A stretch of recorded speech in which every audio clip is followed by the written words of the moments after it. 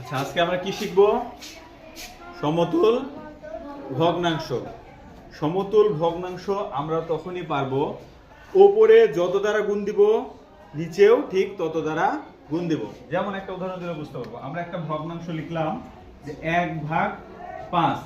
এই ভগ্নাংশটার বলেছে যে দুইটা সমতুল ভগ্নাংশ এটা সহ মানে মোট 3টা সমতুল ভগ্নাংশ তৈরি করো।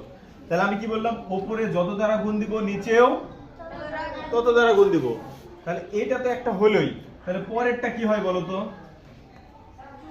উপরের সাথে কত গুণ দিব? 1 আছে, তাহলে 2 দ্বারা গুণ দিই। নিচের সাথে কত দ্বারা গুণ দিব?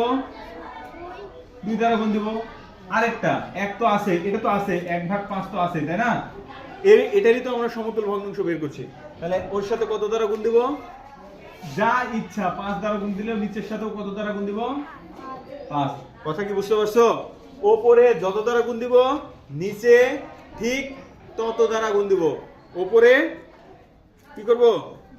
যত দ্বারা গুণ দিব নিচেও ঠিক তত দ্বারাই গুণ দিব। তাহলে এখানে একটা কি পেলাম? একটা পেলাম যে 1/5। আরেকটা কি পেলাম? 2 × 2 5 × 2 = 10। আরেকটা কত পেলাম? 5 × 5 5 × 25। তার মানে সবকটাই হচ্ছে আমার সমতুল ভগ্নাংশ। কি ভগ্নাংশ? সমতুল ভগ্নাংশ। তাহলে দেখো সবগুলা মান একই হয় কিনা দেখাই। 5 দিয়ে যদি তুমি 1 কে ভাগ করো, দশমিক দিয়ে একটা শূন্য নিলা, 5 × 2 = 10। এটা কত পেলা? উত্তর কত পেলা? 0.2 পেলা না? এটা দেখো 10/2, দশমিক দিয়ে একটা শূন্য নিলা, 10 × 2 = 20, 0.2 পেলা। এটা দেখো 25 দিয়ে কাকে ভাগ? 5 কে ভাগ, দশমিক দিয়ে একটা শূন্য নিলাম, 25 × 2 = 50। এটাও আমার 0.2, এটাও আমার 0.2, এটাও আমার 0.2। তাহলে কি আমার সমতুল হয়েছে? সমান হয়েছে? ইকুয়াল হয়েছে? তাহলে সমতুল ভগ্নাংশ করার একদম শর্টকাট নিয়ম কি?